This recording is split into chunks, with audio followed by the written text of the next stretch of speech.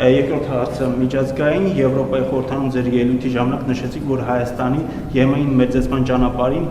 այս պայն ամենալուրջ խոչընդոտը Եվրոպական միության եւ Վրաստանի միջև սառեցված քաղաքական երկխոսությունն է եւ հույս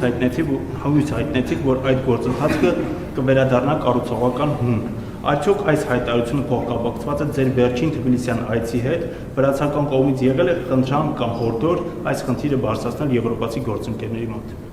Վրացական կողմից խնդրան կամ հորդոր չի եղել, բայց մյուս կողմից մենք ընդհանուր օրակարգեր ունենք եւ այդ օրակարգերի շուրջ աշխատում ենք եւ իմ մտահոգությունն եմ բարձրաձայնել Եվրոպական խորհրդարանի ամբիոնից, որովհետեւ կարծում եմ, որովհետեւ իսկապես մենք մտահոգված ենք այդ իրավիճակով, որ կա Եվրոպական միության եւ Վրաստանի հարաբերություններում եւ դա մեզ անհանգստացնում է։ Հավանիչ տեսանյութը եւ բաժանորդագրվիչ նորությունները բաց չթողնելու համար։